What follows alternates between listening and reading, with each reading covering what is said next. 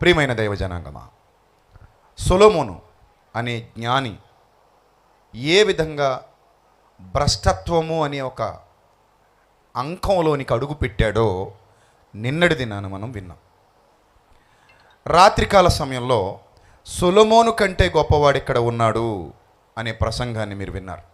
అవును, సొలొమోను కంటే గొప్పవాడు, సొలొమోను సాధించని విజయాలు సాధించినవాడు, సొలొమోను ఎరుగని జ్ఞానాన్ని బోధించినవాడు యేసుక్రీస్తు అనే సత్యాన్ని కూడా మనం రాత్రి నేర్చుకున్నాం. ఇక ఇప్పుడు మనం తెలుసుకోబోతున్నటువంటి సంగతి, సొలొమోను అలాగే నాశనం అయిపోయాడా, దేవుడు అతన్ని అలాగే వదిలేశాడా?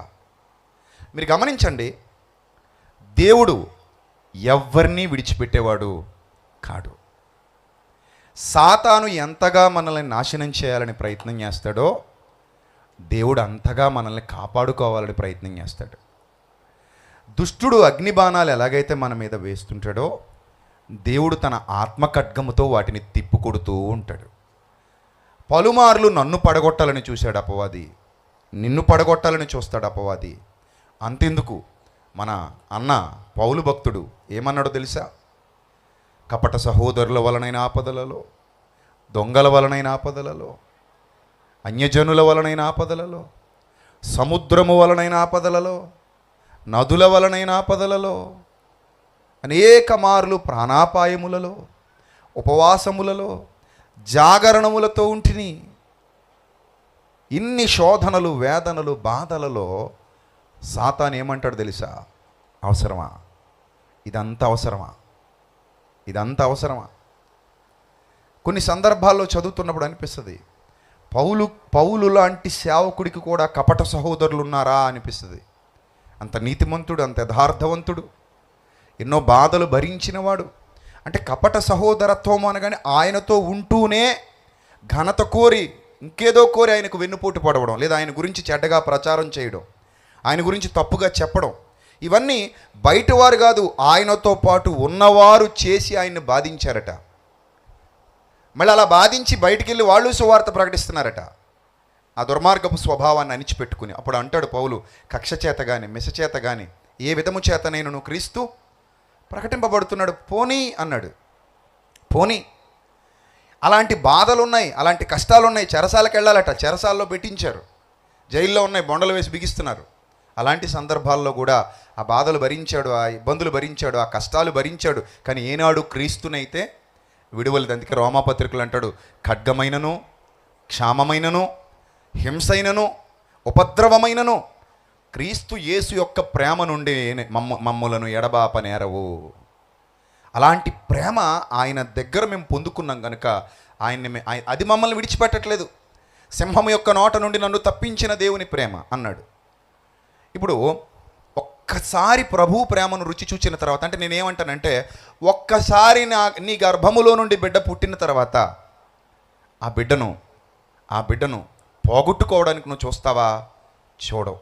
అంతెందుకట, 10 నాణ్యాలు ఉన్నాయట, ఒక్క నాణ్యమే తప్పిపోయిందట. 9 నాణ్యాలు జేబులో ఉన్నాయి కదా అని ఆనందపడలేదట దేవుడు. ఆ స్త్రీని పోల్చుకుంటుంది ఆయనతోనే.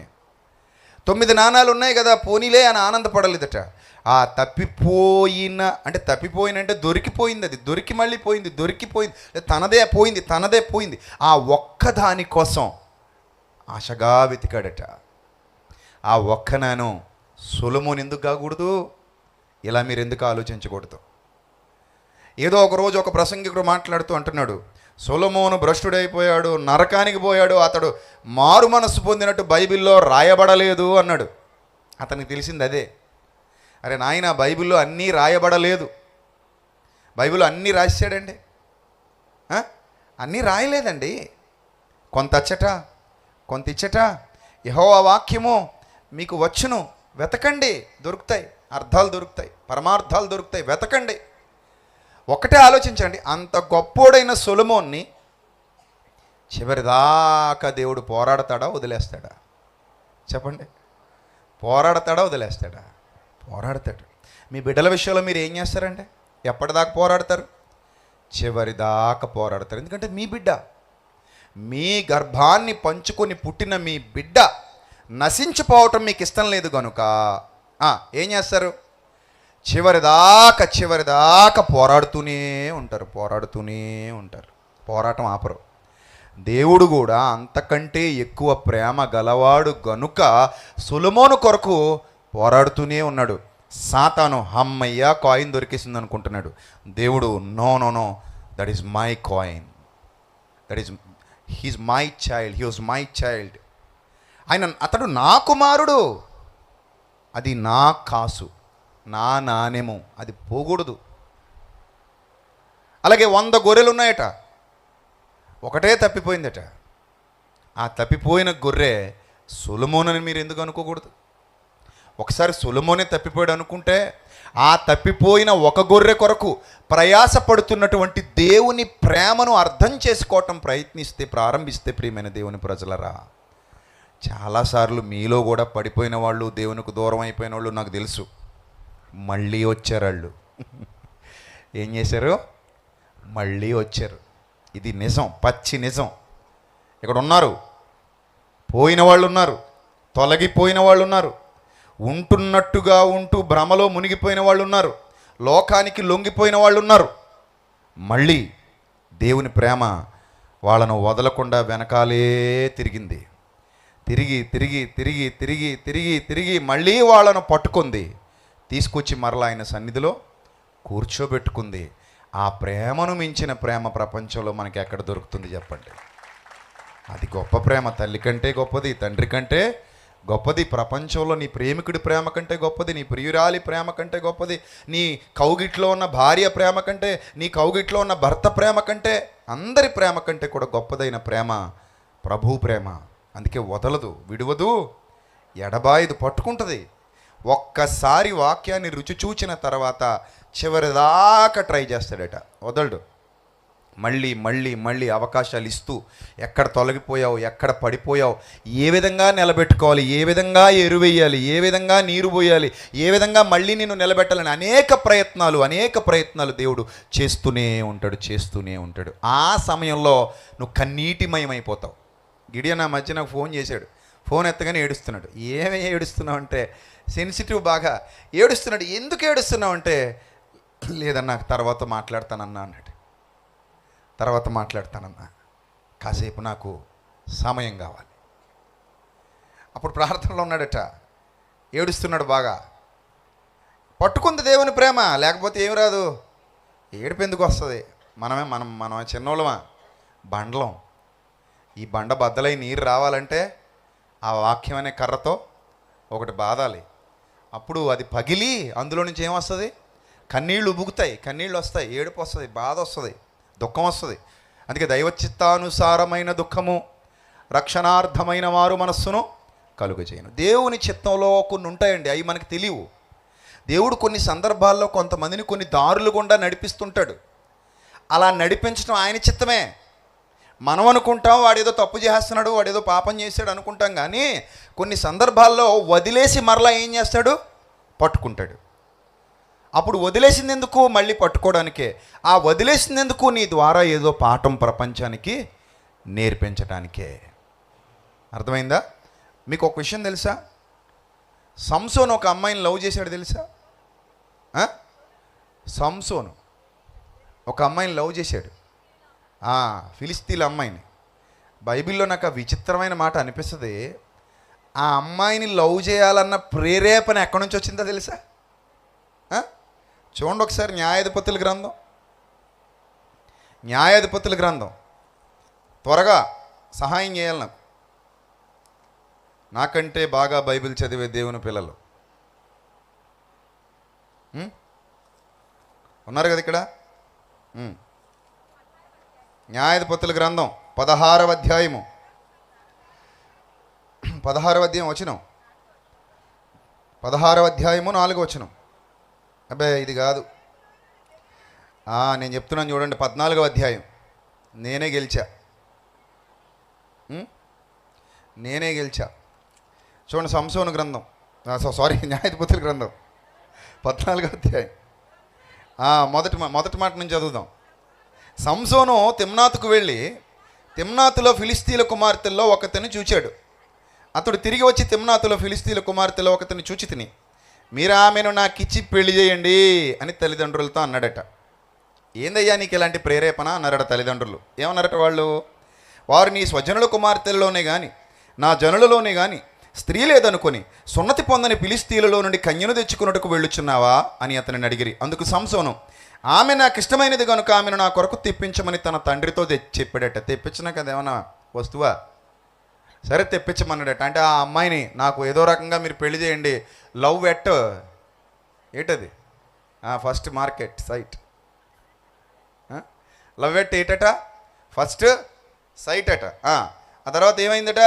4వ వచనం, అయితే ఫిలిష్తీయులకేమైనా చేయుటకై యెహోవా చేత అతడు రేపబడినన్న మాట అతని తల్లిదండ్రులు తెలుసుకోలేదు. చూసారా? అతడికి ఆ ఫీలింగ్ కలగడానికి కారణం ఎవరట? దేవుడు రేపుతున్నాడట. పర్లేదు, ప్రేమించు, పెళ్లి చేసుకో, వెళ్ళు చూద్దాం, వెళ్ళు చూద్దాం. సరే వెళ్ళాడు, ప్రేమించేశాడు, పెళ్ళాడేదానికి రెడీ అయిపోయాడు, అందరు వెళ్ళిపోయారు, ఓకే అయిపోయిందంతా. అక్కడి నుంచి ఏం మొదలైంది? యుద్ధం మొదలైంది. సో జీవితంలో కొన్ని సంఘటనలు మన మేలు కొరకే జరుగుతుంటాయి. మనం అనుకుంటాం ఈ తప్పు నేను చేసి ఉండకపోతే బాగుండేది. కొన్నిసారి ఆ తప్పులే నీకు ఏమి నేర్పిస్తాయి?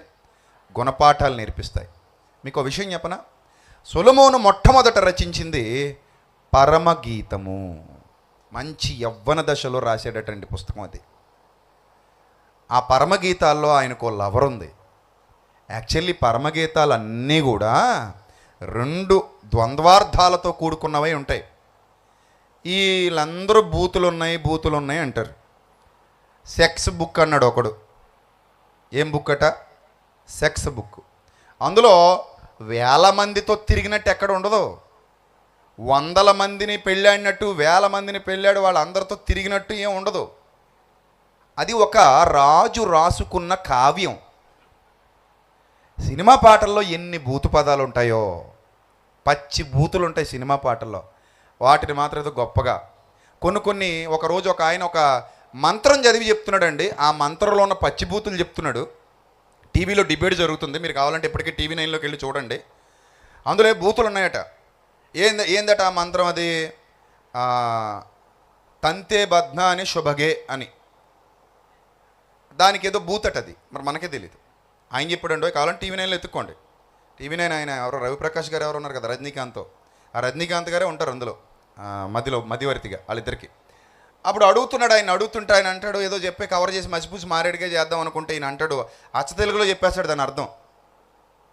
ఇది తెలుగులో చెప్పండి, మిమ్మల్ని కొట్టకపోతే నన్ను అడగండి, అక్కడ పెళ్లిలో పెట్టి అన్నాడు ఆయన మాట్లాడలేదు. ఆయన ఏదో కవర్ చేద్దామని చూశాడు కానీ వర్కౌట్ అవ్వలేదు. సరే, అలాగా కొన్ని మనకు తెలియని పదాల్లో బూతులు, విపరీత అర్థాలు, నీచమైన అర్థాలు ఉన్న సందర్భాలు చాలా పుస్తకాల్లో ఉన్నాయి. నా దగ్గర అయితే 4-5 బస్తాలు ఉన్నాయి, మీరు నమ్మండి. మా ఇల్లు చిన్నది, ఆ ఇరుకులో ఆ పుస్తకాలు మళ్ళీ నాకు అడ్డు. సో అలాంటి ఆ పుస్తకాలలోని ఆ భావజాలం చదువుతుంటే చాలా బూతులు ఉన్నాయి.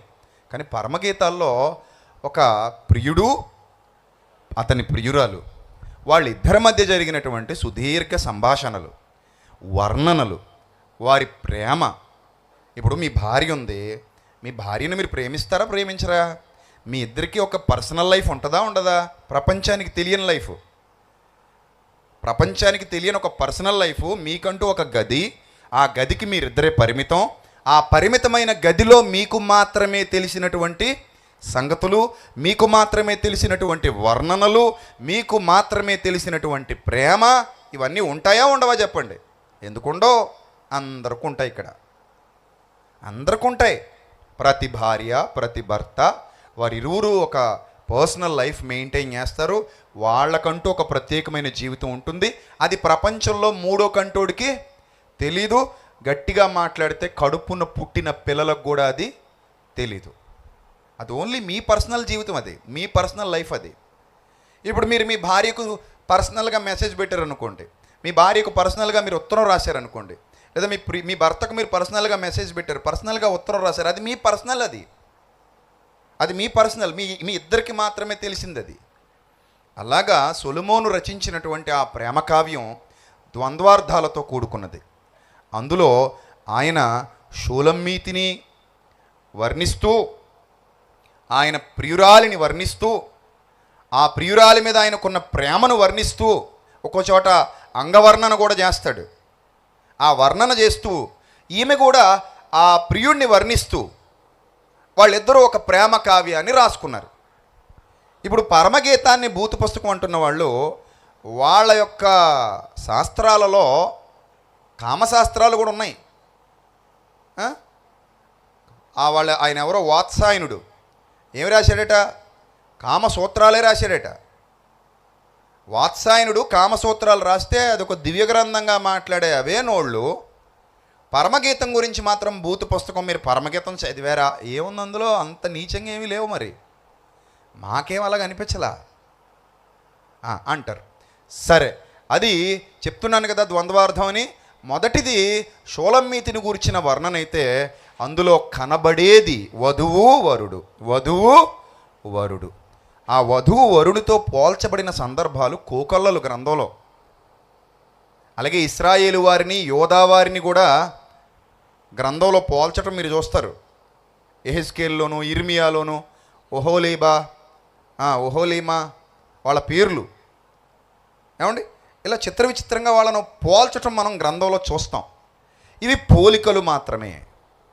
సరే, ఇప్పుడు సొలొమోను ఆ వర్ణన చేసిన తర్వాత ఆ వర్ణన ఆత్మ సంబంధమైన గ్రంథంలోనికి వచ్చింది అంటే అది ఆత్మీయ అర్థంతో కూడుకున్నది తప్ప శరీర సుఖాలకు సంబంధించినది కాదు అనే స్పష్టత మనకి ఏర్పడుతుంది. అంతెందుకండి, నీ భర్త ఎడల నీకేం కలుగును? వాంచగలుగును. ఇక్కడ ఇంతమంది అక్క చెల్లెమ్మలు ఉన్నారు, అన్నదమ్ములు ఉన్నారు కదా. మేము మిమ్మల్ని అడుగుతున్నాను, ఈరోజు మన ఇద్దరం ఏకమవుదాం, మనకు బిడ్డ పుడతాడు, మన ఇద్దరం ఇప్పుడు కలిసేది బిడ్డ కోసమే అని కలిసిన వాళ్ళు ఎంతమంది ఇక్కడ పెళ్ళి అయ్యాక చెప్పాలి? నాకు చేయి చూపించాలి. ఎవ్వరు ఉండరు. ఎందుకో చెప్పనా? అలాగైతే మీరు మీ సంసార జీవితంలో ఒక్కసారే మీరు ఏకం అవ్వాలి. అప్పుడు ఆ ఒక్కసారే మీకు ఏమవ్వాలి? బిడ్డ పుట్టేయాలి. ఆ తర్వాత మీరు ఇంకా ఏకం అవ్వడానికి అవకాశం లేదని చెప్పాలి. అసలు పాపమే కాదు అది. మీ భార్యాభర్తలిద్దరు సంసార ధర్మాన్ని నిర్వర్తించడం అనేది అసలు పాపమే కాదు. అది పాపం అయితే నా పుట్టుక లేదు, ఇక్కడ కూర్చున్నా నీ పుట్టుక లేదు, ఎవరి పుట్టుక లేదు. కానీ దేవుడు ఏమన్నాడు? నీ భర్త ఎడల నీకు వాంఛ కలుగును, నీవు నీ భార్యను హత్తుకొందువు. ఇప్పుడు వాళ్ళిద్దరూ సంసార ధర్మాన్ని వాళ్ళ కోరిక వాళ్ళు తీర్చుకుంటూ ఉండగా గర్భఫలము యెహోవా ఇచ్చు బహుమానము. చూసారా, ద్వంద్వార్థాలు ఉన్నాయి ఇక్కడ. ఒకటి వాళ్ళ కోరిక తీరుతుంది, వాళ్ళ శరీర వాంఛ తీర్చుకుంటున్నారు, నీ భర్త ఎడల నీకు వాంఛ కలుగును. రెండోది దైవ కార్యం కూడా జరుగుతుంది అందులోనే, గర్భఫలము యెహోవా ఇచ్చు బహుమానము. మీరు బాగా ఆలోచించండి, ద్వంద్వార్థం అని ఎందుకు అంటున్నాను? ఒకటి వారి సంసార ధర్మము, రెండోది దేవుని ధర్మము. దేవుని ధర్మం ఏంటంటే నువ్వు నేను భూమి మీదకి రావడం. సంసార ధర్మం ఏంటంటే వాళ్ళ శరీరంలో ఉన్న ఆకర్షణకు కోరికకు వారు లోబడి వాళ్ళిద్దరూ వాళ్ళ కోరికను న్యాయబద్ధంగా తీర్చుకోవడం. ఇవి ఎలాగైతే మనం అర్థం చేసుకుంటున్నామో అదే మాదిరిగా పరమగీతాలు అనేవి కూడా ద్వంద్వార్థంతోనే కూడుకున్నవి. తన ప్రియురాలిని గూర్చినటువంటి వర్ణన అత్యంత ప్రేమ గలవాడై ప్రియుడు చేశాడు. తన యవ్వన కాలంలో ఒక మంచి కావ్య గ్రంథాన్ని రాశాడు. అది పరమగీతం, రైట్? అది అయిపోయిన తర్వాత సామెతలు రచించాడు. ఎన్ని సామెతలు రచించాడని చదువుకున్నాం నిన్న మనం? 3,000. అందులో కొన్ని మాత్రమే దేవుడు మనకిచ్చాడు. సామెతల గ్రంథంలో దాదాపు మొత్తం లెక్కేస్తే 850 900 ఉంటాయి. అంటే కరెక్ట్గా నాకు నెంబర్ ఐడియా లేదు, కానీ ఆ మధ్యలో ఉంటాయి. సో తర్వాత మీరు మొత్తం వచనాలు లెక్క పెట్టి నాకు చెప్పండి. ఒక వచనంలో 2 ఉంటాయి, అవి కూడా లెక్క పెట్టండి, మరి కొంచెం టైం పడుతుంది. సో అంతే అవుతుంది. సో మిగిలినవన్నీ మనకు అవసరం లేదు. అవి మనకి ఏవి అవసరమో అవి దేవుడు ఇచ్చాడు. ఇంకా దీర్ఘదర్శి అని మనం పలానా ఆయన రాసిన గ్రంథం అంటాడు, ఆ గ్రంథం రాజుల గ్రంథాల్లో చూస్తే పలానా గ్రంథం అంటాడు, ఇంకో గ్రంథం అంటాడు, ఆ గ్రంథంలో రాయబడింది అంటాడు, ఈ గ్రంథంలో. అవి ఏవి మనకి ఇందులో యాడ్ చేయలేదు ఆయన. అవసరం లేదురా నాయన, మీకున్న వరకు మీ నిత్యజీవ బాట ఇదే సరిపోద్ది, ఇంతవరకు నేర్చుకోండి అని ఇచ్చాడు మనకి. రైటా? రైట్. ఇప్పుడు ఈ సామెతలు అనుక్రమపరిచిన తర్వాత, సామెతలు రచించిన తర్వాత ఆయన చిట్ట చివరిగా లాస్ట్ అండ్ ఫైనల్ రాసినటువంటి దివ్య గ్రంథం ప్రసంగి. ప్రసంగి ముసలోడు రాసిన పుస్తకం. 3 భాగాలు చేశాం. ఒకటి యవ్వనుడు రాసింది పరమగీతం అయితే, మధ్య వయస్కుడు రాసింది సామెతల గ్రంథం అయితే, ముసలాయన రాసింది ప్రసంగి గ్రంథం. ఇప్పుడు ఈ 3 రివర్సలో పెట్టామనుకోండి, ముసలాయనికి పరమగీతాలు ఇచ్చి మధ్యలో ఇది ఓకేలేండి, ఇది అలాగా మధ్యలోనే ఉన్నాడు కదా, అటు తిప్పి ఇటు తిప్పిన ఇక్కడికి ఏమవుతుంది, సామెతలే వస్తుంది అంతే కదా. 1, 2, 3 మళ్ళీ 1, 2, 3 ఈ స్థానం మారదు. ఈ స్థానం ఒకళ్ళు మార్చామనుకోండి, ముసలాయనికి ఏమో పరమగీతాలు ఇచ్చి పొడిసాయనికి ప్రసంగించామనుకోండి, ఎంత చికాగ్గా ఉంటుందంటే ఇది ఈయన సబ్జెక్ట్ కాదు, ఇది ఈయన సబ్జెక్ట్ కాదు. బాగా అర్థం చేసుకోండి. ఇదేమో ముసలాయిందేమో పరమగీతాల సబ్జెక్ట్ కాదు భౌతికంగా, పొడిసాయిందేమో ప్రసంగి సబ్జెక్టు కాదు భౌతికంగా. అందుకే ఈయన వృద్ధుడైపోయిన తర్వాత రాశాడు. ఎలా రాశాడు? అనుభవాల సారాన్ని రాశాడు. మీరు అబ్జర్వ్ చేశారో లేదో, నేను చెప్పాను కదా, చాలాసార్లు చెప్పాను, నాకు ఎప్పుడైనా బైబిలు నేను ఆదరించబడాలి బైబిల్తో అని అనుకున్నప్పుడు నేను తీసే మొట్టమొదటి పుస్తకం ప్రసంగే. అదేదయ్యా నీకు అంత పిచ్చి అంటే నాకేమో తెలీదు, అలా కనెక్ట్ అయ్యాను నేను. కొంతమంది కీర్తనలు చదువుకుంటారు, మనసు ప్రశాంతంగా ఉంటుందట.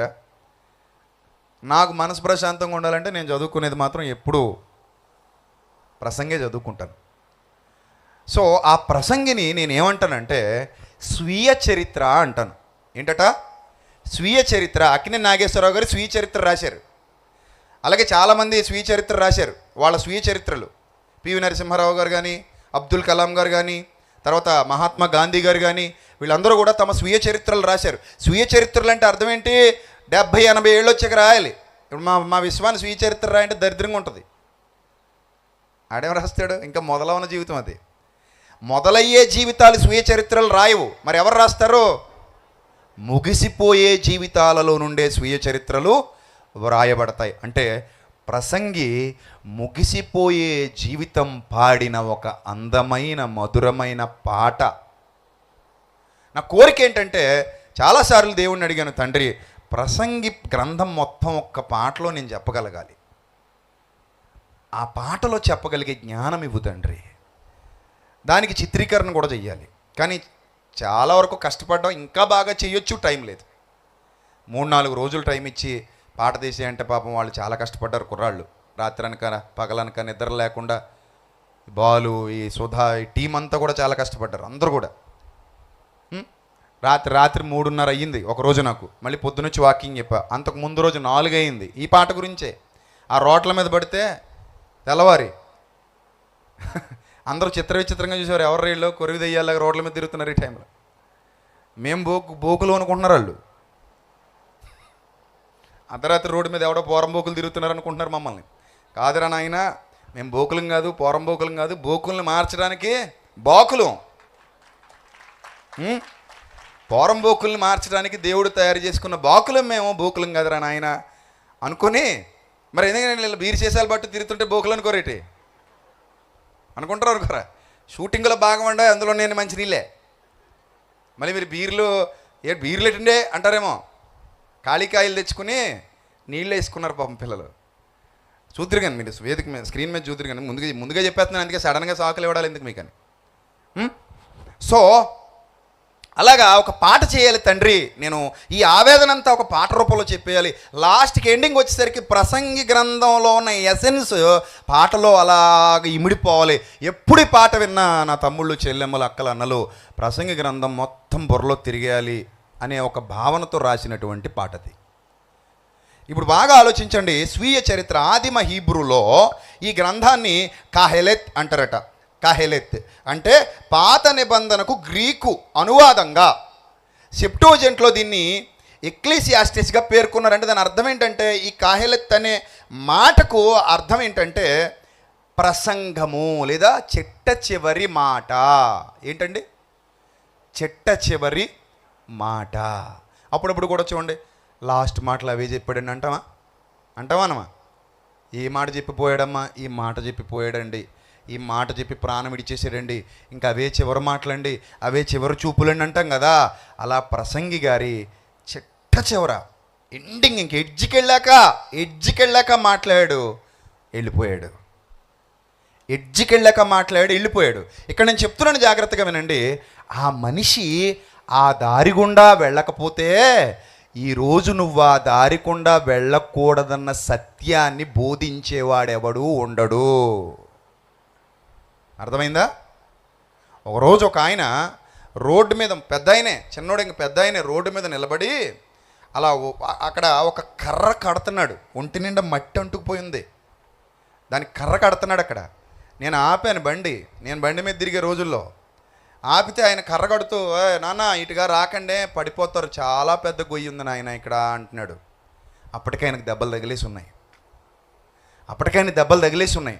ఆయన పెద్ద ఆయన నేను తిన్న దెబ్బలు మరోడు తినకూడదని చెప్పి అక్కడ ఏం పాతాడు, ఒక కర్రకు పాతి దానికి ఒక గుడ్డ కడుతున్నాడు. అప్పుడు నువ్వు చెప్పో ఏడిచో మాకు, నువ్వు పడ్డావు కదా, నువ్వు పడిపోలేదా, నువ్వు పడ్డావు కదా అంటున్నావు తప్ప, అరే దుర్మార్గుడా, ఆయన పడబట్టే కదరా నువ్వు పడకూడదని చెప్తున్నాడు.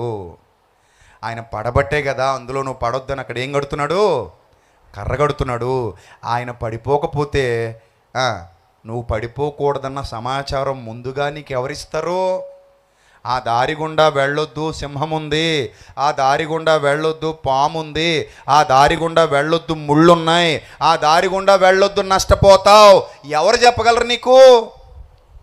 ఆల్రెడీ వెళ్ళాను, దెబ్బలు తిన్నాను, బాధ అనుభవించాను, నా బాధలో నుండి నా స్వీయ చరిత్ర రాస్తున్నాను.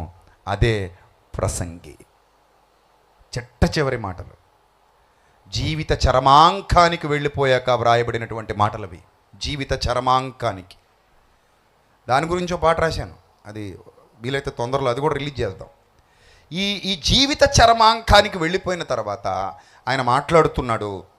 ఆ మాటల్లో అంతగా చెడిపోయి పడిపోయిన వ్యక్తి ఎందుకు మారుంటాడు, అసలు ఎలా మారుంటాడు? అసలు నిన్న మనం మాట్లాడుకున్నాం కదా, బాకులు చుట్టేశాయి. బాకులు ఏమయ్యాయి?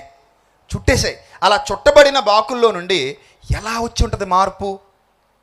ఎప్పుడు వచ్చి ఉంటుంది మార్పు? ఎప్పుడు వచ్చి ఉంటుందో చెప్పనా? పడిపోయిన నాణ్యం కోసం దేవుని ప్రేమ వెతుకుతున్నప్పుడు, పదే ఆ ప్రేమ తలుపు తడుతున్నప్పుడు, ఆ ప్రేమ పిలుస్తున్నప్పుడు, ఆ ప్రేమ వెంటాడుతున్నప్పుడు, ఆ ప్రేమ వెంబడిస్తున్నప్పుడు, ఏదో ఒక సమయంలో ఒక బాధాకరమైన పరిస్థితిలో ఆ పరిస్థితి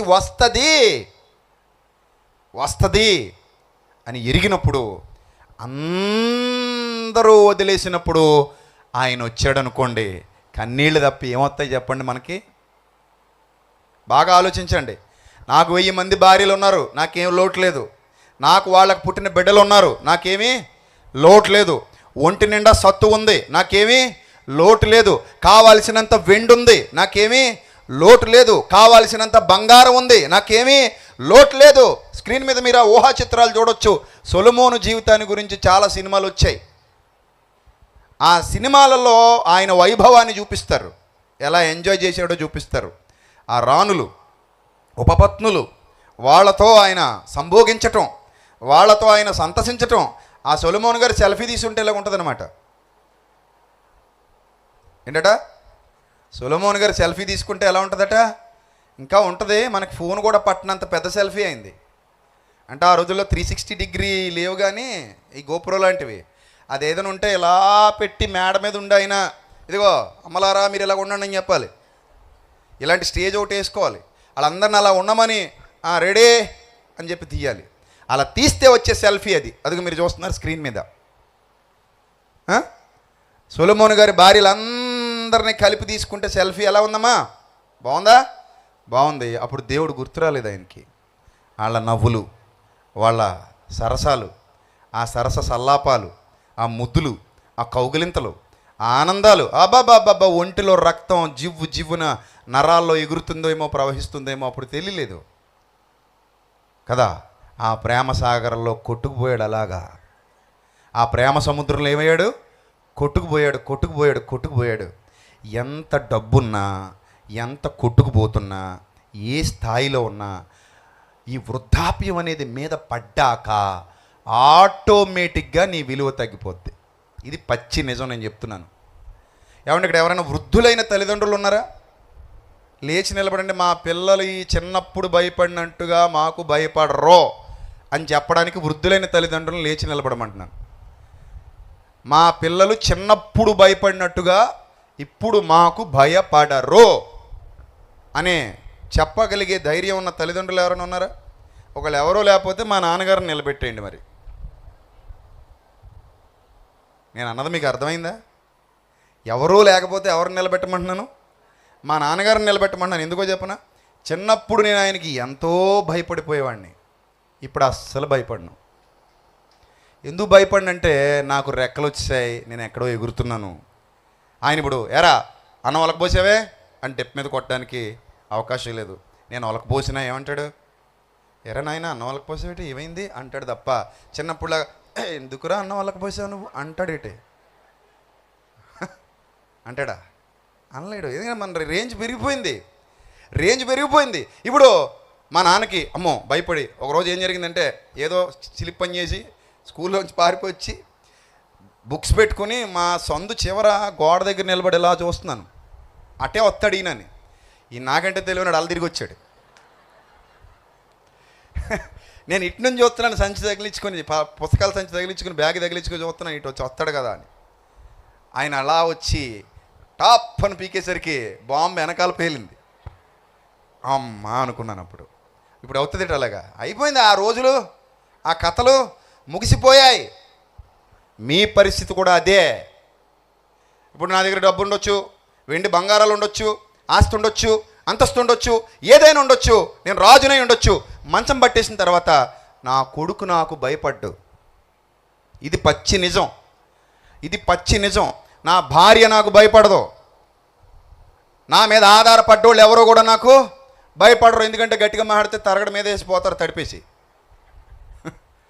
రగ్గు తడిపేసి మొహం మీద వేసిపోయారు అనుకోండి, పొద్దునకి సాధారణ మరణంలాగా ఉంటుంది అది. అప్పుడు అందరూ వచ్చినప్పుడు ఏమంటారు, అయ్యో పాపం ముసలోడు కదండి, ఏమైందండి, గుండె ఆగిపోయిందండి. మరి రగ్గు తడిపి మీద వేసారు కదండి, అది చెప్పరండి.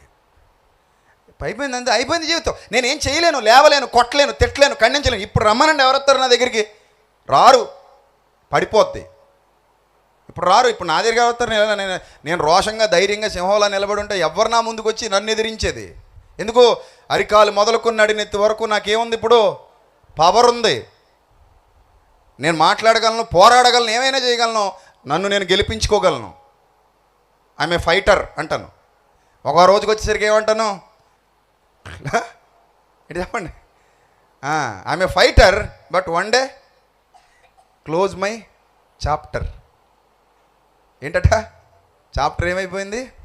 క్లోజ్. ఇప్పుడు నేను ఫైటర్ని కాదు, చాప్టర్ ఏమైపోయింది? క్లోజ్ అయిపోయింది. ఇప్పుడు సొలొమోను గారి చాప్టర్ కూడా క్లోజ్ అయిపోయింది. ఇప్పుడు అదే భార్యల గురించి, ఇప్పుడు సెల్ఫీ చూశారు, సెల్ఫీ తీసుకున్నాడు కదా, ఇదే భార్యల గురించి ఏమన్నాడు తెలుసా? ఆ వయసులో ఎక్కడ ఇతనిలో మార్పు వచ్చింది అన్న నా పరిశోధనలో, బైబిల్ పరిశోధనలో మీకు దొరికే అమూల్యమైన వచనం అది. చూడండి ఒకసారి, ప్రసంగి గ్రంథం 7వ అధ్యాయం 23వ వచనం. ప్రసంగి గ్రంథం 7వ అధ్యాయం 23వ వచనం. ఎక్కడ అసలు ఈయన బతుకులు ఇంత మార్పు రావడానికి కారణం ఏంటి అని ఆలోచిస్తూ చూడండి, ఏమంటాడంటే, ఇది అంతయు జ్ఞానము చేత నేను శోధించి చూచి తిని, జ్ఞానాభ్యాసము చేసుకుందునని నేను అనుకుంటుని కానీ అది నాకు దూరమాయను.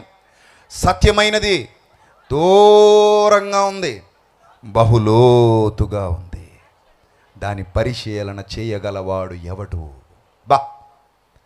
సత్యమైనది బహు దూరంగా ఉంది, లోతుగా ఉంది, వివేచించుటకు, పరిశోధించుటకు, జ్ఞానాభ్యాసము చేయుటకై, సంగతుల యొక్క హేతువులను తెలుసుకున్నటకు. సంగతుల యొక్క హేతువులు, ఏ సంగతికి ఏంటి కారణం, దేనికి ఏంటి కారణం, ఇంతమంది అమ్మాయిలు నా చుట్టూ తిరగడానికి గల కారణం ఏంటి?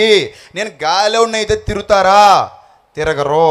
నేను ప్లాట్ఫామ్ గాడిని అయితే తిరుగుతారా? తిరగరు.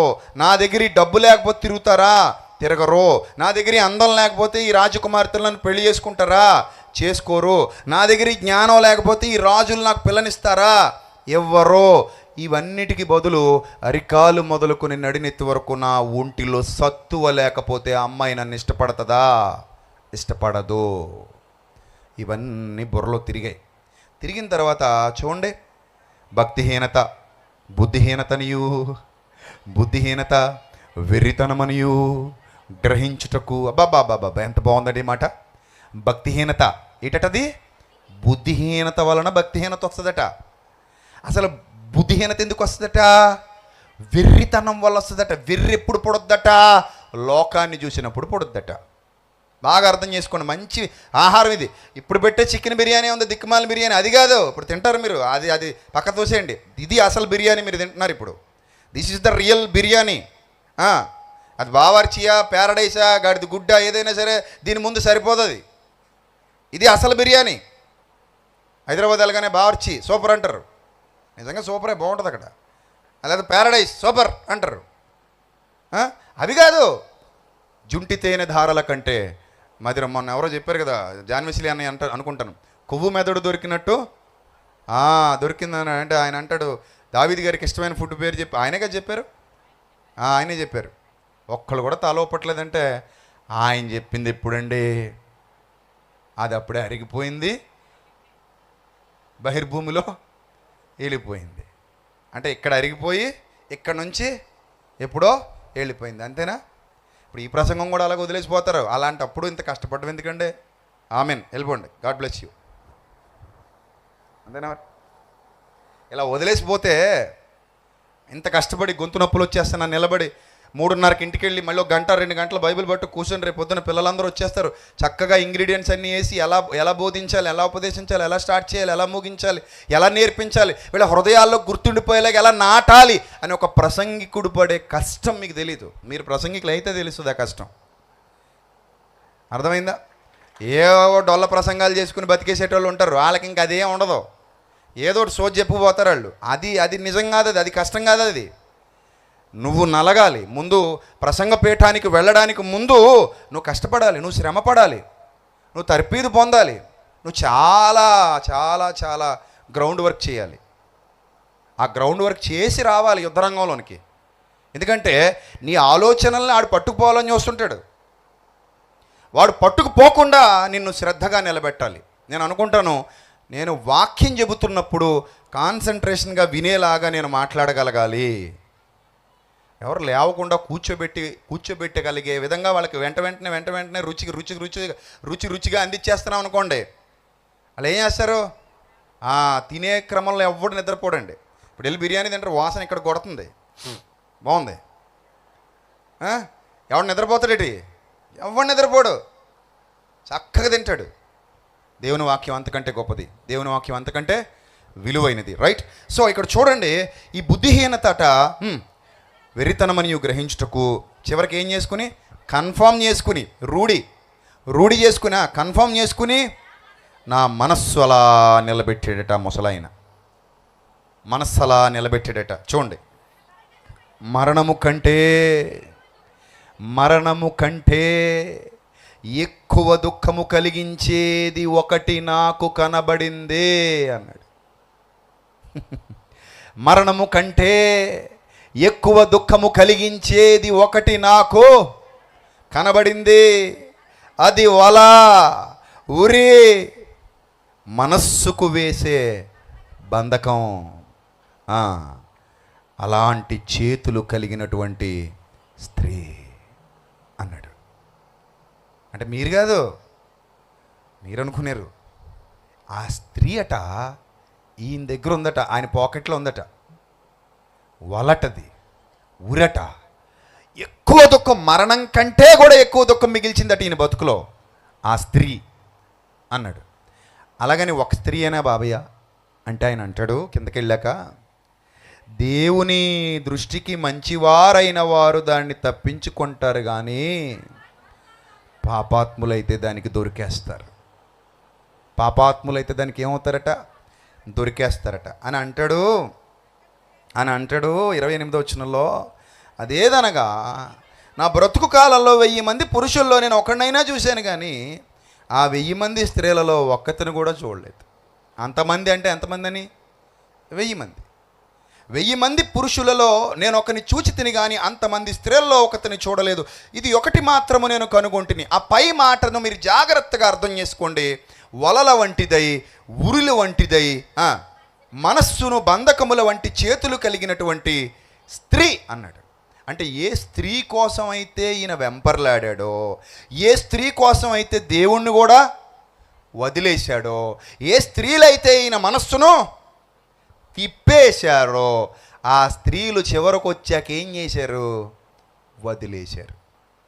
ఎవరైనా వదిలేస్తారు. మిమ్మల్ని కూడా, మీకు కూడా చెప్తున్నా, ఎవరైనా సరే కడదాక మనతో ఉండరు. ఎంత ప్రేమించే భార్య అయినా సరే సంవత్సరం పాటు మంచం మీద ఉంచి నీకు సేవ చేయాలంటే ఏదో టైంలో ఖచ్చితంగా ఏం చేస్తుంది?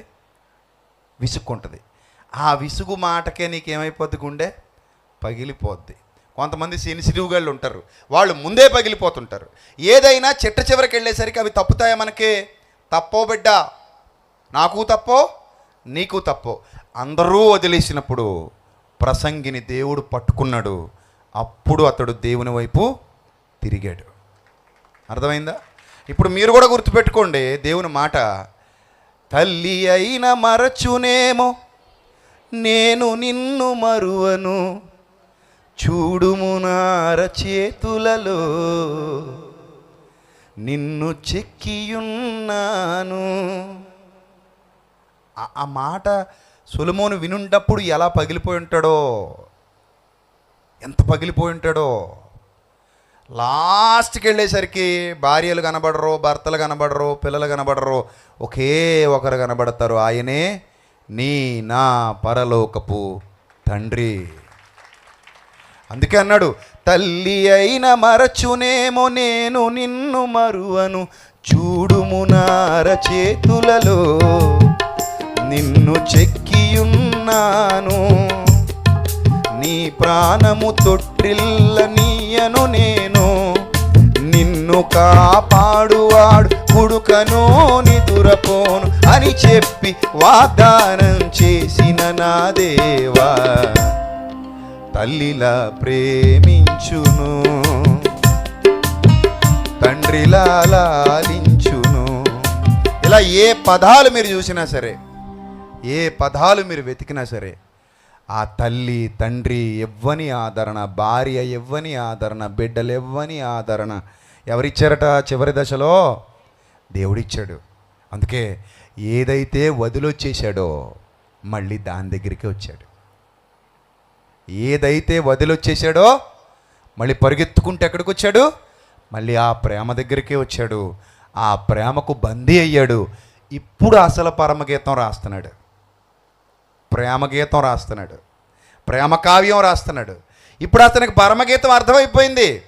ఈ పరమగీతంలో ఉన్నది దేవుడు, ప్రియురాలి స్థానం సొలొమోనుది. అది యవ్వనంలో తెలియలేదు. ఎప్పుడు తెలిసింది? వృద్ధాప్యానికి వచ్చాక తెలిసింది. అందుకే ఉరులు వంటి వలల వంటి ఆ స్త్రీలు మరణము కంటే ఎక్కువ దుఃఖం కలిగించారట ఆయనకి. ఆ దుఃఖంలో నుంచే ఏం పుడతాయి? మారు మనసు పుడుద్ది.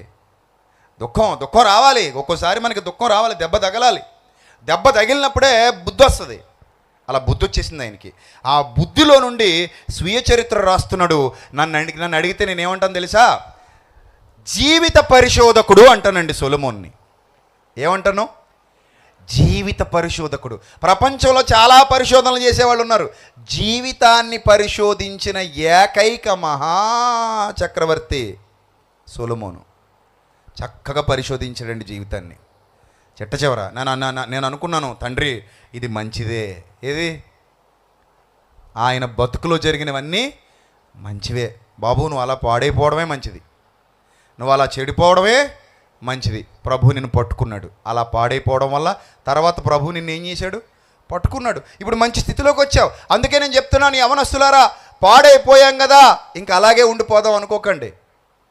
పాడైపోయిన స్థితిలో నుంచి బయటికి రండి. ఇదే దేవుని పిలుపు ఈ రోజు నీకు వినబడుతుందన్న సత్యాన్ని తెలుసుకోండి. తర్వాత నీ జీవితాన్ని ఎలా చేయబోతున్నాడో ఒక్కసారి ఆలోచించండి. మీ ఊహలకు అందదది. నిజం చెప్తున్నాను, మీ ఊహలకు అందనంత ఉన్నతంగా ప్రభువు నిన్ను నిలబెట్టబోతున్నాడు. సొలొమోనంతటి వాడే మారిపోయినప్పుడు, మనష్షే అంతటి దుర్మార్గుడే మారిపోయి మంచివాడైనప్పుడు నిన్ను నన్ను ఆయనకు మార్చటం ఏమైనా అసాధ్యమా? కాదు. ఆ ప్రేమకు పట్టబడ్డాడు. ఇప్పుడు మీరు అనుకోవచ్చు, నేను ప్రేమించిన నా ప్రియుడు, నా ప్రేమికుడు, నిన్న కాక మొన్న 3 రోజులు అవుతుంది ఒక అమ్మాయి వచ్చింది ఇక్కడికి, తీసుకొచ్చారు చెల్లెమ్మలు. ఆ అమ్మాయి మరి ఇక్కడ ఉందో లేదో, ప్రేమించిందట, ఇల్లు వదిలిపోయిందట, ఆడి ఇంట్లోంచి గెంటేసాడట. ఇప్పుడు రావద్దు అంటున్నాడట, వాళ్ళ నాన్న నిన్ను వదిలేయమన్నాడట, అందుకని వదిలేసాడట. ఇప్పుడు వచ్చి ఏడుస్తుంది. ఎంతమ్మా నీ వయసు అని అడిగాను. 18 ఏళ్ళో 17 ఏళ్ళో చెప్పింది. ఏందమ్మా ఈ వయసులో అన్నాను. నీ పేరు చెప్పాలనే తల్లి, కంగారు పడకు, అన్నయ్య నీ గురించి మాట్లాడుతున్నాడు అనుకుంటావేమో, నీకు మాత్రం నాకు మాత్రమే తెలుసు, ఇంకెవరికి తెలియదు, నువ్వు ధైర్యంగా ఉండు. నేను అడిగాను, నిన్ను నిజంగానే ప్రేమించాడా వాడు అని అంటే అంటుంది. ఏం చెప్పగలవు నువ్వు, ఇంకా నీ దగ్గర సమాధానం లేదు. అలా నిన్ను కొంతకాలం నీ అవసరం ఉన్నంత వరకు వాడుకొని వదిలేసేటువంటి ప్రేమల కంటే కూడా నీ నుంచి ఏ అవసరం లేకపోయినా ప్రేమించే ప్రేమ ఉంది చూడు, అది దేవుని ప్రేమ. అర్థమైందా? నా అవసరం ఉంది కాబట్టి నా ప్రేమ. I love you, you love me, do you love me? Yes, I love you. ఎంత లవ్ చేస్తున్నావు? కొండంత ప్రేమ, గుండంత ప్రేమ, నీ దెబ్బంత ప్రేమ. ఆ దిక్కుమాల అది నిజమేటది, నిజమది. అబద్ధాలు కొండ బండ ఏముండదు, అదంతా ఆయిందే, అంతా ఆయిందే. చివరికి మిగిలేది ఆయన ప్రేమ మాత్రమే. అదే ఎరిగాడు ఈయన జీవిత పరిశోధకుడు. ఈ జీవిత పరిశోధకుడు ఎంత గొప్పోడంటే నాకు ఒకటి గుర్తొస్తుంది. ఒక శాస్త్రవేత్త గురించి విన్నాను. కలరాకి మందు కనిపెట్టాలనుకుని పరిశోధనలు చేస్తున్నాడట. ఒక మందు కనిపెట్టాడట. ఆ మందు కనిపెట్టి ఆయన చచ్చిపోయాడట. ఏంటట? మందులు కనిపెట్టి ఒక శాస్త్రవేత్త ఏం చేశాడట? ఆయనే చచ్చిపోయాడట. ఎందుకు చచ్చిపోయాడు? ఇలా చాలామంది చచ్చిపోయారట. నాటు వైద్యం చేసేవాళ్ళు అయితే, ఆయుర్వేద వైద్యం చేసేవాళ్ళు అది దేనికి పనికి వస్తుందో ముందు తమ మీద తామే పరీక్షలు చేసుకొని చచ్చిపోయి ప్రపంచానికి మందు అందించారట. నేను కూడా చెప్తున్నాను ఈరోజు, చచ్చిపోయి ప్రపంచానికి ప్రసంగనే మందు అందించిన మహానుభావుడిగా మారిపోయాడు సొలొమోను. ప్రపంచానికి గొప్ప ప్రసంగం ఇచ్చి చచ్చిపోయాడు. నిజము. అతను చచ్చిపోబట్టే, అతని జీవితంలో జీవిత పరిశోధకుడిగా మారబట్టే, అతని బ్రతుకు కాలం అంతా ఇలాంటి ఆలోచనలు కలిగి లాస్ట్ టైంలో రియలైజ్ అవ్వబట్టే ఈరోజు ఇంత గొప్ప ప్రసంగాన్ని మనం బతికుండగా ఇక్కడ బాలుడికి చెప్తాడు, అరే నాయనా, పిల్లడా, చిన్నపిల్లడా, బాల్య దినములందే ఇది తెలిసేసుకోరా, అక్కడ దాకా వెళ్ళాక నాలా నేర్చుకోకరోయ్. ఏమంటున్నాడు ఆయన? నువ్వు అక్కడ దాకా వచ్చి నేర్చుకోకరా నాయన, ఇక్కడే నేర్చేసుకో. అలా కాదు సొలొమోన్ గారు, మీరు బాగా ఎంజాయ్ చేశారు, మీరు బాగా లైఫ్లో అన్ని ఎంజాయ్మెంట్లు చేశారు, ఇప్పుడు మాకేమీ ఇవన్నీ చెప్తారా? మేము కూడా అక్కడికి వచ్చాక నేర్చుకుంటాంలేండి. కాలమునకు ముందుగా నీ వేళ చనిపోదు బిడ్డ. ఒకవేళ కాలమునకు ముందుగా చస్తే ఏం చేస్తావు బిడ్డ?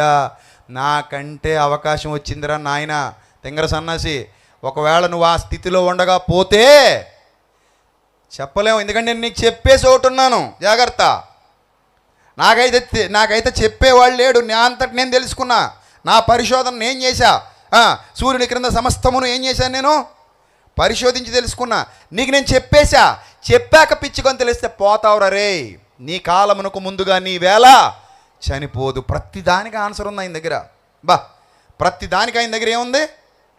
ఆన్సర్ ఉంది. అలాగ ఆన్సర్లు ఇచ్చుకుంటూ చాలా అద్భుతమైన విషయాలు ప్రపంచానికి నేర్పించాడు మహానుభావుడు. ఆ తర్వాత ఒక మంచి మాట అంటాడు. అంటే ఆయన మీద ఆయనే చేసుకున్న ప్రయోగాలు అనమాట. ప్రసంగి గ్రంథం 2వ అధ్యాయం 18వ వచనం, త్వరగా చూడండి, ముగించుకుందాం. ప్రసంగి గ్రంథం 2వ అధ్యాయము 18వ వచనం.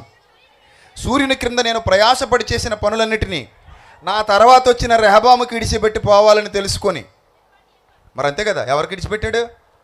పెద్ద మందిరం కట్టాడు, శిథిలం అయిపోయింది. చూడండి ఆ ఫోటో, చూడండి మీరు. ఆ నగర్లు కట్టుకున్నాడు భార్యలకి.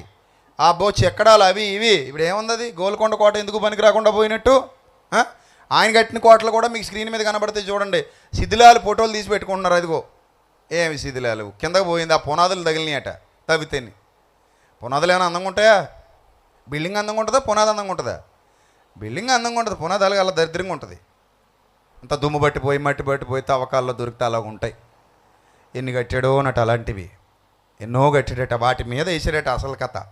కిందంతా రాళ్లతో పునాదులు వేసే కాలం కదా అది. అలాంటి అందమైన రాళ్లతో పునాదులు వేసేవారు. డ్రోన్ షాట్ పైనుంచి తీస్తే అలా ఉంది అది. ఎవడికి ఉపయోగం? ఇప్పుడు అంటున్నాడు చదవ, ఇప్పుడు వచ్చినానికి వచ్చేయండి బాగుంటుంది. 2:18 సూర్యుని క్రింద నేను ప్రయాసపడి చేసిన పనులన్నిటినీ నా తర్వాత వచ్చేవాడికి నేను ఆ రెహబాములు అటుడికి వదిలేసిపోవాలి. ఆడేమో బుద్ధిమాలినోడు. రెహబాము ఏమైనా జ్ఞానవంతుడా? కడు బుద్ధిమాలినోడు. తర్వాత అందుకని నేను వాటి యందు అసహ్యపడి తిని వాడు జ్ఞానం గలవాడై ఉండునో, నా కొడుకులాగా బుద్ధిహీనుడై ఉండునో. అది ఎవనికి తెలియను అన్నాడు సొలొమోను. అది ఎవనికి తెలియను. అయితే సూర్యుని క్రింద నేను ప్రయాసపడి జ్ఞానము చేత సంపాదించుకున్న నా కష్టఫలం అంతటి మీదను వాడు అధికారి అయి ఉండును. ఇదియును వ్యర్థమే. నిజమే కదండి. అంత కష్టపడి ఇల్లు కట్టామండి, అంత కష్టపడి కట్టాం, చాలా బాధలు పడ్డాం, ఇళ్లలో దిగేసాం, నెల నెల ఈఎంఐ కడుతున్నాం, బ్యాంక్ కూడా వచ్చి బూతులు తిడుతున్నాడు, ఈ ఇల్లు ఆనందం ఇవ్వట్లా. దాని బాధ కంటే ఈ సుఖం ఏమైపోయిందట? తక్కువైపోయిందట. ఇప్పుడు ఈ అమ్మాయి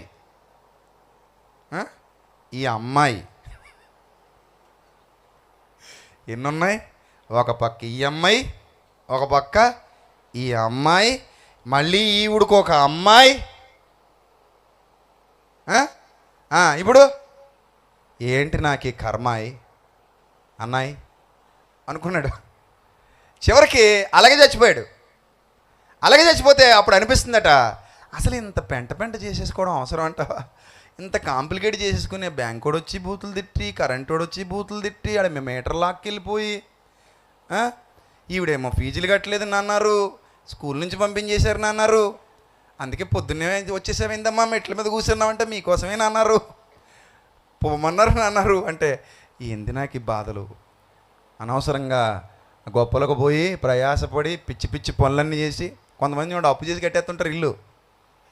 అప్పు చేసి ఇల్లు కడతావా? ఆ ఇంట్లో సుఖంగా నిద్రపోదామని కట్టావా, లేకపోతే నిద్రలేని రాత్రులు గడుపుకుని ఫ్యాన్ గురేసేసుకుందామని కట్టావా? ఎందుకంటే దిక్కుమాల ఆలోచన. అప్పుడు అనిపిస్తుంది. ఎప్పుడు అనిపిస్తుంది తెలుసా?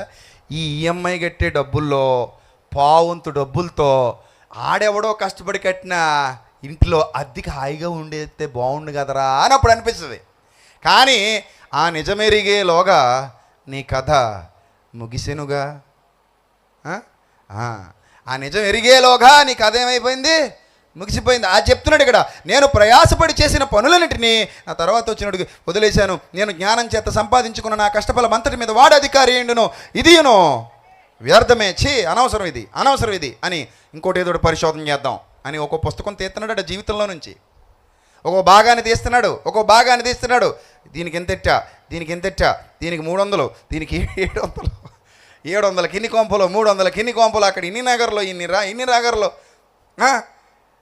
ఇది మొత్తం లెక్కలేసుకుంటూ వస్తున్నాడు. ఈ 700లో ఎంతమంది దాటిపోయారో, ఈ 300లో ఎంతమంది టాటా గుడ్ బై చెప్పేశారో, చివరికి 1000 నెంబర్లో చివరికి ఎన్ని నెంబర్లు మిగిలాయో మీరు ఆలోచించండి. ఎన్ని నెంబర్లు మిగిలాయో. అన్ని నెంబర్లు పోయాక ఈయన సున్నాకు వచ్చాక అప్పుడు అనిపిస్తుందట, అనుకున్నాడు. చూడండి అప్పుడు అంటున్నాడు చూడండి. అదే ప్రసంగి గ్రంథం 5వ అధ్యాయము 15వ వచనం. దురదృష్టం వల్ల నశించిపోతుందట, ఆయాసకరమైందట ఇది. 13లో చెప్తాడు, సూర్యుని క్రింద మనస్సుకు ఆయాసకరమైనది ఒకటి సంగతి ఉందిరా నాయన, ముందు నేర్చుకో, ఇది తినో, ఈ ఆహారం తినో. 15 వచ్చిన వాడు ఏ ప్రకారముగా తల్లి గర్భము నుండి వచ్చెనో ఆ ప్రకారముగానే తాను వచ్చినట్లే దిగంబరిగా మరలా పోవును. తాను ప్రయాసపడి చేసుకుని దానిలో ఏదైనాను పట్టుకొని పోడు. నిజం. అంత కష్టపడ్డాం. అక్కడ మందిరం కట్టాం, 15 అడుగులు ఎత్తు మెరకేసాం, చుట్టూ కాంక్రీట్ గోడలు కట్టాం, 5 లక్షలు పెట్టి గోడ కట్టాక గోడ కూలిపోయింది, మళ్ళీ కట్టాం. తర్వాత ఇంకొక 5 లక్షలు పెట్టి బ్రిడ్జి కట్టాక మా ఊళ్ళో ఉన్న దిక్కుమాలిన రాజకీయ నాయకులు ఆ కుళ్ళో అసూయ మరి ఏం పూనిందో ఏ దయ్యం పట్టిందో దరిద్రులకు తెలియదు, కానీ మా ఊళ్ళోనే ఉన్నారు కొంతమంది దరిద్రులు. వీళ్ళు వచ్చి ఆ బ్రిడ్జి కూల్చేశారు. సరే బాధలే పోయిందిలే అనుకుని మళ్ళీ కట్టాం. మళ్ళీ కడితే ఇప్పుడు అదిగో అలాగా అది నిలబెడితే ఇంతవరకు అయింది. ఇంకా దానికి టైల్స్ లేవని ఒకడు అంటున్నాడు, సీలింగ్ లేదని ఇంకోటి అంటున్నాడు. చుట్టూ గోల కట్టి ఏసీ ఎత్తే బాగుంటుంది కదండి అని ఒకడు అంటున్నాడు. దీనికి నా జీవితం అంతా దానికి పెట్టేసి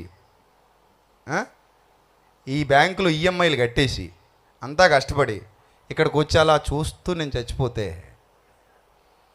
అప్పుడు మా విశ్వ కారు వేసుకుని చక్కగా లోపలికి పోయి, మేము దేవుని పని చెయ్యాలనుకోవట్లేదండి, మా నాన్నగారు ఏదో పిచ్చోడు కాబట్టి అలా చేశాడు కానండి, మేము ఇది బేరం పెట్టేద్దాం అనుకుంటున్నామని అన్నాడు అనుకోండి, పరదేశంలో నేను గుండాగి దబ్బును పడిపోతాను, చిన్న బతుకు తాగలయ్యా అనిపిస్తుంది. అప్పుడు అనిపిస్తుంది అనిపి నేను చెప్పండి మీరు. అంటే అలాగ అవ్వాలి నా కొడుకుని నేను కోరుకోవట్లేదు, కానీ ఒకవేళ అది కానీ నాకు ఏం చెప్పమండి భవిష్యత్తు ఎలా ఉంటుందో. రెహబాం అలాగ అవుతాడని సొలొమోను అనుకున్నాడు ఏంటండి, అంతే కదా. సో ఎవడెలాగ ఉంటాడో ఎవడికి తెలియదు, అది అంతా అదృష్టవశము చేతను కాలవశము చేతను అంటాడు. మళ్ళీ చివరికి వచ్చేసరికి అది చెప్తాడు. చూడండి, ముగింపుకి వెళ్తున్నాను నేను. అలా జరిగినప్పుడు మనం గుండు పట్టుకుని దబ్బును పడిపోయి నా మొహం మీద కాకిరి ఎట్టయ్యా అంటాడు. అలాగ ఉంటుంది అనమాట. ఇది ఓ బతికేనా, దిక్కుమాలిన బతుకు, దౌర్భాగ్య బతుకు, ఇది ఓ బతికేనా? ఇంత ప్రయాసపడి నేను చేసినదంతయో గాలికి నేను దిగంబరిగా వచ్చాను. మరలా ఎలా పోయాను? దిగంబరిగానే పోతున్నాను. మొలతాడు కూడా దింపేశారా నాయన, బంగారం మొలతాడు రా, కొనుక్కున్నాను ఎప్పుడో. ఏం మొలతాడట బంగారం? ఓ రోజు ఒక ఆయన ప్యాంట్ పైకి ఎట్టుకున్నాడండి, ఎండు మొలతాడు, అస్తమాను చొక్కా ఎలా పెట్టి తిరుగుతున్నాడు, ఆ వెండి కనబడాలని. అప్పుడు నేను అన్నాను సరదాగా, పెళ్ళేది కనబడుతుందిలే ఎండు మొలతాడు, లేకపోతే ఇప్పే చొక్కా అన్నాను. ఇప్పే ఆ చొక్కా ఇప్పేసి తిరిగంట, నేనేం మొలతాడు కనబడాలని అంటలేదు నేను అంటున్నాడు. మా తెలిసినోడే. ఇందాక నుంచి ఓ తెగెత్తేసి తిరుగుతున్నావు, అది తెంపేస్తారా నాయన నువ్వు తెచ్చినప్పుడు, ఉంచుతారు అది వెండిది ముందే తెంపేస్తారు రోయ్. ఇంకా మామూలు దారం మొలతాడని వదిలేస్తారు. ఇది ఎవరికి కావాలా, చీకిపోయింది సబ్బునూరకు పట్టేసి మాకెందుకని వదిలేస్తారు. కానీ ఏది తెంపేస్తారు? నువ్వు వెండి బంగారం మొలతాడు వేసుకుంటే మాత్రం ఖచ్చితంగా ఏం చేస్తారు? వేసుకుంటే వేసుకో, కానీ వాటిని చూసి అతిశయించుకో. ఇదేదో జీవితం అన్నట్టు నా మొలతాడు నా మెడతాడు అనుకో. అర్థమైందా? ఏదో రోజు తాడేసి లాక్కుపోతారు, మనల్ని కూడా కుక్కలు లాక్కుపోయినట్టు. ఆ రోజు ఇవన్నీ పోతాయి. అక్కడికి వెళ్ళాక ఈయన రాస్తున్న మాట, ఏది చేతబట్టుకొని పోడు, అతడు వచ్చిన ప్రకారమే మరలా పోతాడు. గాలికి ప్రయాసపడి నానా పాటలు పడి ఆ ఇన్స్టాల్మెంట్లు చేసి ఆ ముంతలు అమ్మి ఆ ఫైనాన్స్ బిజినెస్లు చేసి లేకపోతే ఈ వ్యాపారాలు చేసి ఆ కొట్లు తిరిగి అన్ని పాటలు వ్యవసాయం చేసి బత్తాలు తెచ్చుకుని ఇంట్లో పోగేసుకుని రాత్రులు అన్నం తింటం మానేసి ఆ ఫ్యాక్టరీలో పనులకు వెళ్ళి నానా పాటలు పడి చేసిన తర్వాత కొడుకో కూతురో తగలడతారు మనకి. తండ్రి సంపాదించిన మొత్తాన్ని ఈడ అనకొండ వదినట్టు ఉదేస్తుంటాడు. ఈ తండ్రి గుండె ఆగిపోతుంటుంది, తల్లి గుండె ఆగిపోతుంటుంది. ఓరు దరిద్రుడా, అరే ఎన్ని పాటలు పడ్డాను రా ఈ సంపాదించడానికి, ఎన్ని కష్టాలు పడ్డావురా బాబు, ఎన్ని కన్నీళ్ళు అనుభవించావురా, ఎన్ని నిద్రలేని రాత్రులు గడిపావురా, దరిద్రుడా ఇలా తగిలిచేస్తున్నావురా నువ్వు, నా కడుపు నెట్ట పుట్టావురా నువ్వు, మా కడుపు నెట్ట పుట్టావే బాబు నువ్వు అని ఏడుస్తూ చచ్చిపోతారు కొంతమంది. బెంగెట్టుకు చచ్చిపోయిన తల్లిదండ్రులు చాలామంది ఉన్నారు. అప్పుడు అంటాడు, అప్పుడు మనకు కూడా ఎవరు గుర్తొస్తారు? మళ్ళీ చివరికి మనం ఎక్కడ ఆగాలి? 66 పుస్తకాల్లో లాస్ట్ ప్లేస్ ప్రసంగే, గుర్తుపెట్టుకో. ముందే వచ్చి స్టాప్లో నిలబడి బాగుపడతావు. 66 పుస్తకాలు చదివిన తర్వాత చివరికి వచ్చి ఎక్కడ నిలబడాలి? నువ్వు ఇక్కడే నిలబడాలి. This is your last book. కేవలం సొలొమోన్ గారు లాస్ట్ బుక్ కాదు ఇది. ఇక్కడ కూర్చున్న మనందరి చెట్ట చివరి పుస్తకం ఏది? ప్రసంగే. చెట్ట చివరి వచనం కూడా అందులో నుండే చదువుతాడు ఏ పాస్టర్ అయినా. కావాలంటే ఎతికి చూసుకో. ఏం చదువుతాడు? మొన్నైనది వెనుకటి వలె మొన్నైపోవును, మట్టిని మట్టికి అప్పగించుచున్నాను, ఆత్మదాని దయచేసిన దేవుని యొద్దకు పోవును. ఏ పాస్టర్ అయినా అదే చదువుతున్నాడా? అంటే ఇప్పుడు చెప్పు, చెట్ట చివరి బస్ స్టాప్ అదేనా కదా? అక్కడే దిగాలి బిడ్డ బస్ ఎక్కి. తిరుగు, పరమగీతం అంటూ తిరుగుతావో, సామెతలు అంటూ తిరుగుతావో, లేకపోతే ఇంకేదంటూ తిరుగుతావో తిరుగు. ఎన్ని తిరిగినా ఎక్కడికి వచ్చి ఆగాలి నువ్వు? ప్రసంగిని చెట్ట చివరి పుస్తకం. Not only Solomon, our last book is also Ecclesiastes. That is the truth, real truth of your life. ఇది నువ్వు ఎప్పుడు అర్థం చేసుకుంటే అప్పుడు బాగుపడిపోతావు. అర్థమైందా? ఆ తర్వాత ఏం పట్టుకెళ్ళాం? మనస్సుకు ప్రయాసపడి సంపాదించిన దాని వలన వాడికి లాభమేమి, ఇది మనస్సుకు ఆయాసకరమైనదే అన్నాడు. ఆ తర్వాత ఆయనకు అర్థమైన ఒక అద్భుతమైన విషయం చెప్పనా? తండ్రికి ఉన్న మంచి లక్షణం ఏంటంటే పాఠాలు నేర్చుకునే ప్రతి ప్రవక్తకి కూడా రహస్యాలు చెప్పేశాడు. అబ్రహాముకు సంగతి దాచేదనా చెప్పేశాడు. అబ్రహాముకు సంగతి దాచేదనా చెప్పేశాడు. ఇర్మియాకు సంగతి దాచేదనా చెప్పేశాడు. యెషయాకు సంగతి దాచేదనా చెప్పేశాడు. వీళ్ళందరికీ చెప్పేస్తే దావీదుకు సంగతి దాచేదనా చెప్పేశాడు. చెప్పేస్తే వీళ్ళందరూ ఏం చేశారు తెలుసా? ఆ కాలాల్ని, ఆ సమయాల్ని పరిశోధన చేస్తూ, ఆహా ఇదా అసలు విషయం తండ్రి, ఎస్ మై డియర్ సన్, ఇదే అసలు విషయం, దాని మీద దృష్టి పెట్టి ఎదురు చూడడం మొదలుపెట్టారు. అంటే సొలొమోనుకు కూడా చెప్పేశాడు, చివరికి మోషే కూడా చెప్పేశాడు. మోషే గురించి హెబ్రీ గ్రంథకర్త రాస్తుంటే మనకు బుర్ర తిరిగిపోద్ది, షాక్ అవుతాం, ఏంటి ఇలా రాశాడు అనుకుంటాం. ఎస్, అదే దైవజ్ఞానం, అందులో ఉన్న మర్మం. మోషే అట ఇశ్రాయేలు ప్రజలతో శ్రమ అనుభవించగోరి అని ఉండదు అక్కడ. ఏమని ఉంటుంది? ఇజ్రాయేలు ప్రజలతో శ్రమ అనుభవించగోరి అని ఉండదు. హెబ్రీ పత్రిక 11:24 ఏమని ఉంటుందో తెలుసా? అందులో ఏమని ఉంటుందో తెలుసా? క్రీస్తుతో కూడా శ్రమ అనుభవించుట మేలు. మోషేకి ఎవరి గురించి చెప్పేశాడట దేవుడు? చెప్పండి, ఎవరి గురించి చెప్పేశాడట? క్రీస్తు గురించి చెప్పేశాడట. హెబ్రీ పత్రిక 11:24 చదువుకోండి. క్రీస్తు విషయమైన నింద గొప్ప భాగ్యమని ఎంచుకొని, క్రీస్తు విషయమైన నింద గొప్ప భాగ్యమని ఎంచుకొని ఆయన కొరకు ఇశ్రాయేలీలతో పాటు శ్రమ పడ్డాడు తప్ప ఇశ్రాయేలీల కొరకు శ్రమ పడలేదు ఆయన.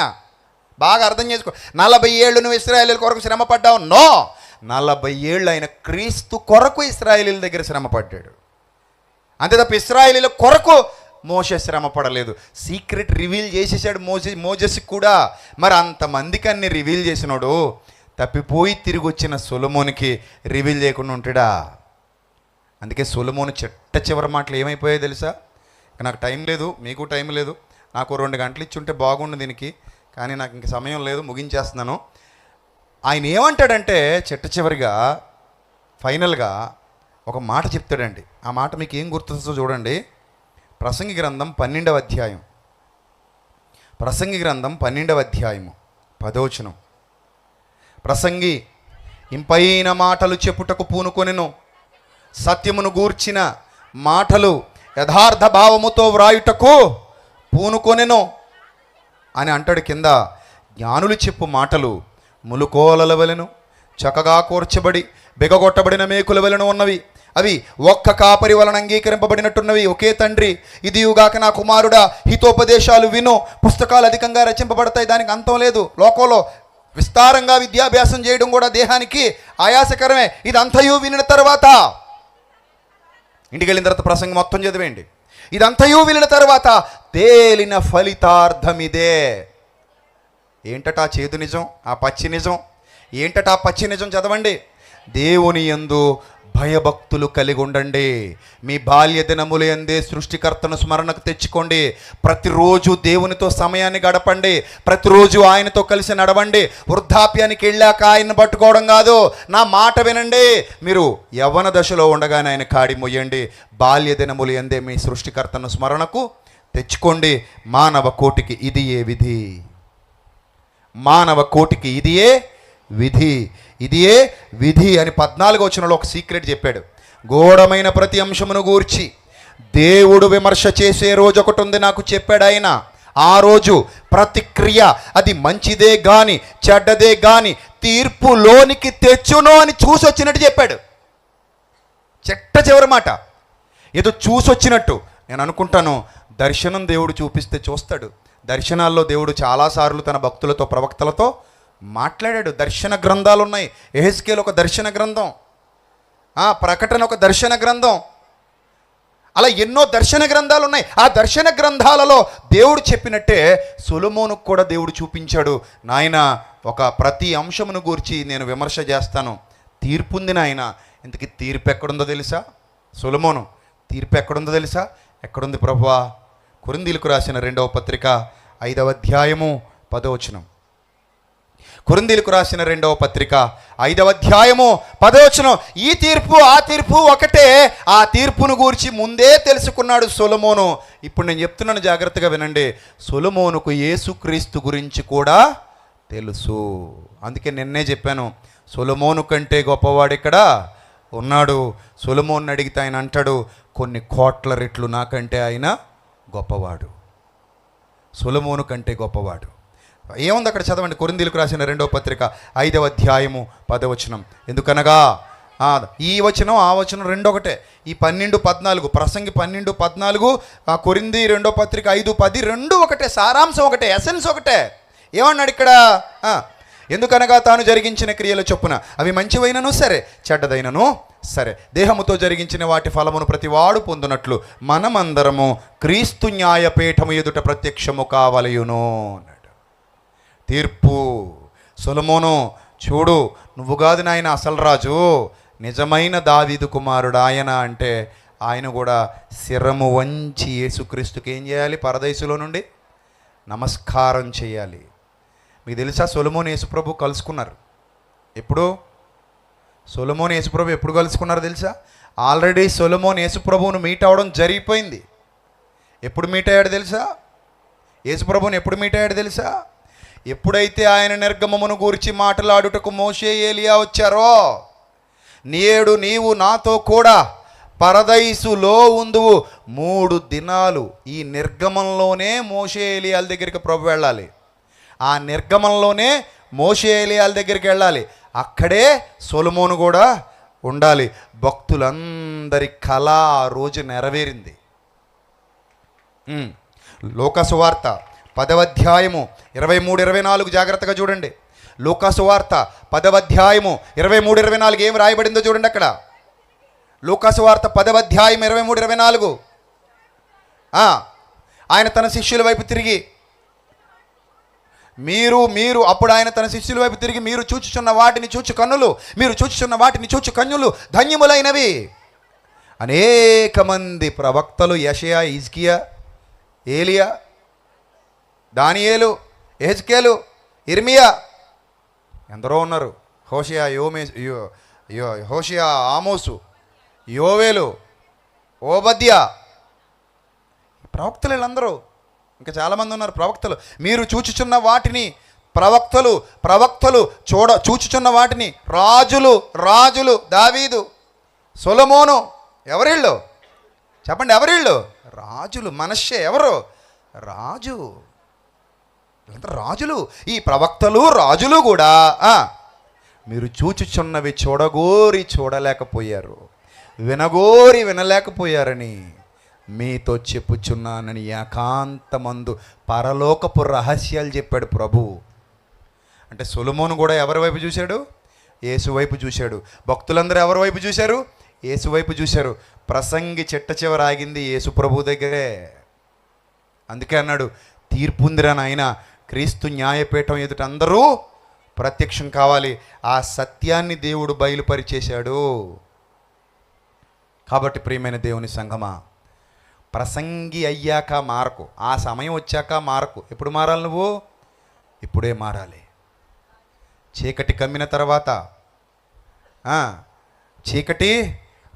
తర్వాత వెలుగు ఆరిపోయిన తర్వాత, నడిప్రాయము లేత వయస్సు గతించిపోయిన తర్వాత, అప్పుడు దుర్దినాలు వచ్చేసిన తర్వాత, ఇప్పుడు వీటి యందు నాకు సంతోషము లేదని చెప్పే సంవత్సరాలు వచ్చేసిన తర్వాత, తేజస్సుకు సూర్యచంద్ర నక్షత్రములకు చీకటి కమ్మిన తర్వాత, వాళ్ళ వెలిసిన తర్వాత, మేఘాలు మరలా వచ్చిన తర్వాత, బుద్ధొచ్చింది బాబోయ్ అంటే దానివల్ల ఉపయోగం లేదు. ఇలా ఎందరో నశించిపోయారు తెలియక. చివరిగా నేను ఒక మాట చెప్పి ముగించేస్తాను. నా జీవితంలో నాకు చాలామంది స్నేహితులు ఉండేవారు, బెస్ట్ ఫ్రెండ్స్ కూడా ఉండేవారు. అందులో అందరం కలిసి తిరిగేవాళ్ళం. అందులో ముఖ్యంగా నా స్నేహితుల్లో కొందరు నా చేతుల్లో చనిపోయిన వాళ్ళు ఉన్నారు. ఆ ఘట్టాలు నన్ను ప్రభువులో ఇంకా బలపరిచాయి. అప్పటికి నేను వాళ్ళతో చెడిపోయి తిరిగిన వాడిని. నేనేమి ఉత్తమ పురుషుణ్ణి కాదు. ఈ ఊర్లో ఎవరిని అడిగినా నా చరిత్ర చెప్తాడు. Vijay Prasad Reddy's life is a open book, not a secret book. నా దగ్గర సీక్రెట్స్ ఏముండవు, ఏదన్నా ఓపెనే, కొండ బద్దలు కొట్టేయడమే. సో అలాంటి జీవితంలో నుంచి నేను ప్రభు దగ్గరికి వచ్చిన తర్వాత నా చేతుల్లో చనిపోయిన నా స్నేహితులు నాకు పాఠాలు నేర్పించారు. ఇప్పుడు మీరు చూడబోయే పాటలోని భావం కూడా అలాంటిదే, నా అనుభవాలు. అందుకే అది కథ కాదు, నిజ సంఘటనల సమాహారం with including Ecclesiastes, including the essence of Ecclesiastes. దేవుని జ్ఞానాన్ని ఇనుమడింపజేసి, అంటే కొన్ని ఏమైనా చిన్ని షూటింగ్ మిస్టేక్స్ ఉంటే మీరు భరించేసి పాటను పాటలా చూడండి, పాత్రలు చూడకండి, భావాలు చూడండి.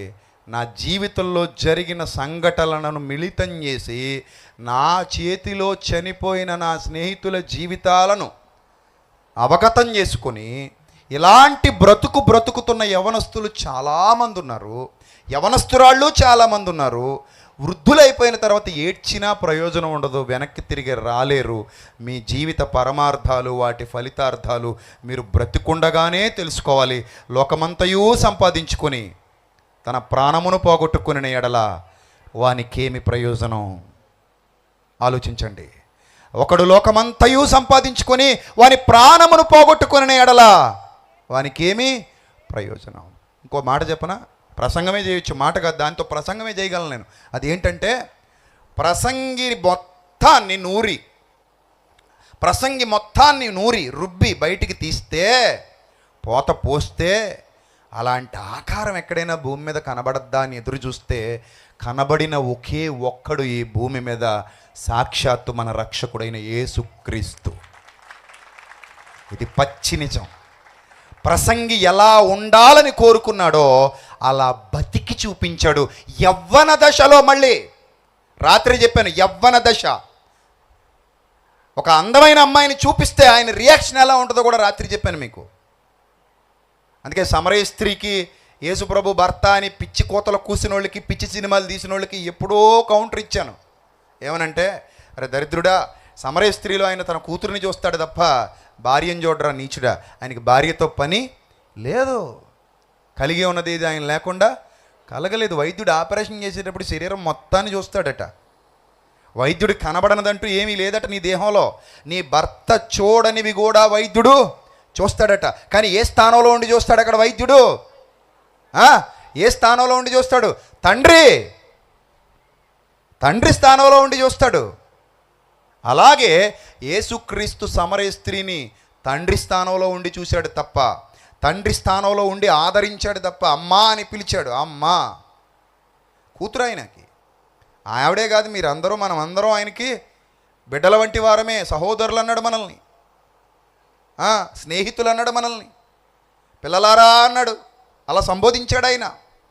ఎందుకంటే కలిగి ఉన్నది ఏది ఆయన లేకుండా కలగలేదు. ప్రభువుకు కూడా కళంకం ఆపాదించడానికి, పాపం మూటగట్టుకోవడానికి బయలుదేరుతున్న ఈ దుష్ట సమాజానికి మెలకువ వచ్చునుగాక.